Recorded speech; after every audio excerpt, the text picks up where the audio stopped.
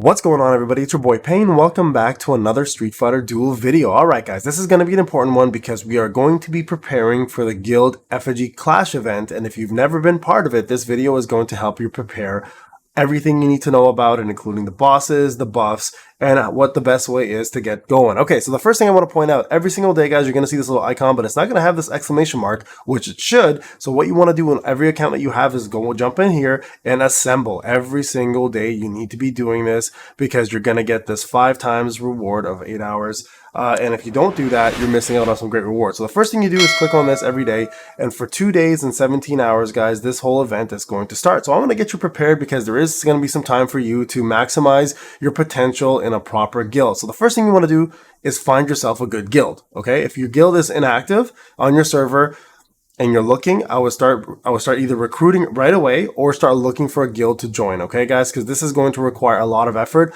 on all of your members' parts. So couple things you can do. If you're in a guild now, you can go ahead and jump in here, go into your guild info, hit declaration, and you can go ahead and recruit players on the actual server or battle zone that you're in, okay? Another way to do it, an easy way, is if you don't know who's in your battle zone, you simply go to your friend list, okay? And then you can click on anyone's name. Let's just use this example, invite to guild, okay? Player already has a guild, or if they don't, you'll notice right away. Most of the time, you can actually see if someone's in a guild anyways, but that's another way to do it, okay? So get yourself some time. Remember, there's a 4-hour cooldown, and you can't join globally yet still. That's still down, so you're gonna have to find a guild that you can actually join in your battle zone. So ask around, look around, see who the top guilds are, and see if you can join them, okay? So that's step number 1. Step number 2, when the actual event starts, the way it's going to work is there's going to be something, the statue here. Let's just go to the Guild Effigy again. The statue will be active, and it's going to have 3 different things called Hildom. So let me take you through that, okay? This is what a Hildom is. You can see here on my screen, this is my old video for this, okay? There are 3 types of Hilidoms. The Hildom E, which is the first one I'll show you shortly, only takes effect in the boss trial and the effigy battle when attacking the enemy effigy itself. So this is a guild versus guild, guild versus boss event. First off, you'll fight one boss for a couple days, top scores, and you're going to level these effigies up. As your effigy levels up, you're going to be able to level up these Hilidoms as well along the way. So the Hildom E affects the bosses and how much damage you do to the bosses. Hildom P, which is the middle one, takes effect on the 1 versus 1 player versus player section of the event.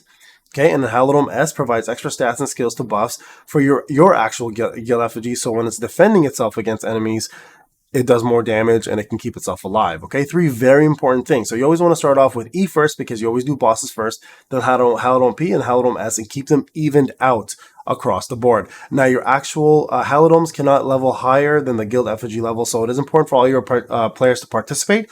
The minimum amount of attacks you want, if you want to maximize this, is 10 a day per player. Okay, very important to note that, guys. Now, what's going to happen on day 1 is you're going to fight this boss right here. Okay, you're going to jump into this little section. You're going to see a boss here. It's called a trial. Okay, this boss is a root boss, and I go through the actual boss itself. And the main effect on this boss here is it does let me just get past this 1 second. So it's funny, I actually played that again. I'm going to cover that. Now, this boss actually has a defensive maneuver it does midway through the battle. And I'm going to show you shortly. It does like these little spikes right there. And then what you want right there, you see that debuff? So what you want to do there is you want to wait for your multi-hit EX moves to pop at that point to remove that complete defense, and you can destroy this boss going forward. Now, the top teams right now are going to be probably Flash and Blanca, T-Kami, and Akuma to beat this boss and do the most amount of damage, okay? Now, once this is over, I don't have it recorded, but at 3 a.m. for me, you're going to have the guild versus guild, guild versus effigy section. Now, the way that works is there's going to be defenders near the guild effigy, 3 layers worth. You beat those opponents using your stamina. So you have a couple pills on top. Let me just show you what these pills are right up here. These are your stamina points to attack the guild defenders and then the guild effigy itself. So once you beat all the guild defenders, the guild effigy is open, and now you can attack the statue. And if you defeat the statue, you guys get a lot of massive rewards. Okay, now as you're playing this throughout this whole thing, you're going to be collecting these green crystals, and that's how you level up your effigy. It's just literally you pop on a couple times a day, collect the crystals, pop into the effigy, level up your Hilidoms, and that's the best way to go. Once that's done, the first boss is done and the first effigy is done, they decide a winner, and you guys get rewards based on your win, okay, or your loss. Either way, you get a reward. Now, the second boss coming up is going to be this boss here. It's going to be a unicorn called Polly. If it's now, again, these may change. I'm assuming they're going to be the exact same bosses. I don't think they're going to redesign this whole thing, right? But again, same team will apply. I'll show you guys the best team, both for free to play and play to win. Pay to win, sorry. But these bosses do different things. For example, this boss does mass AoE, so let's just look into the boss right now. It has a secondary unit with it, like a little backup unit right there, the little horse, and it does a stun. Essentially, you want to use a AoE unit like Guile or Fashion Blanca to attack this one, because you hit both units, they share HP, and you get the most max amount of damage. And again, like I said, the unit does a stun once in a while. That's the main thing to look out for. It'll like run through your team and stun everybody, so you just gotta kind of have to time your attacks appropriately, okay? And then the last boss right there, you saw that? The last boss is actually going to be Loki, and this is probably the worst boss out of all of them, and it does a massive freeze and actually goes through your layer of revivals through Bison. So it actually removes passives. So it can actually kill Bison in one hit. So you have to be very careful with this boss. There's the freeze right there.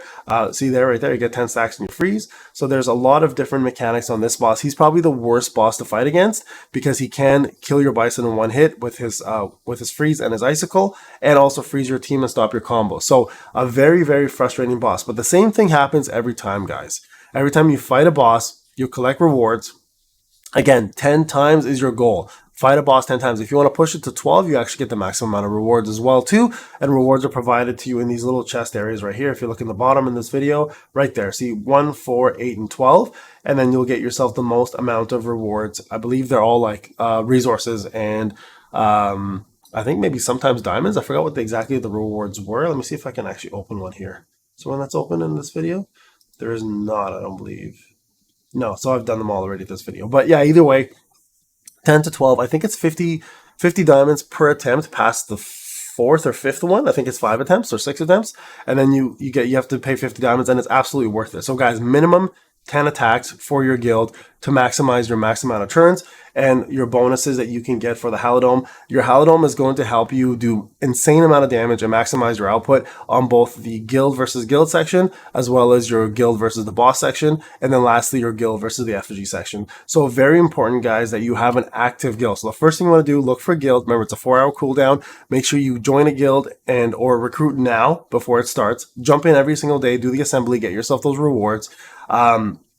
Get those units up. So your main units for this is going to be T-Cami.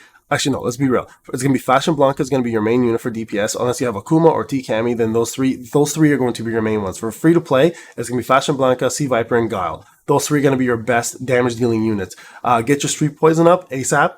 Get yourself your Bison.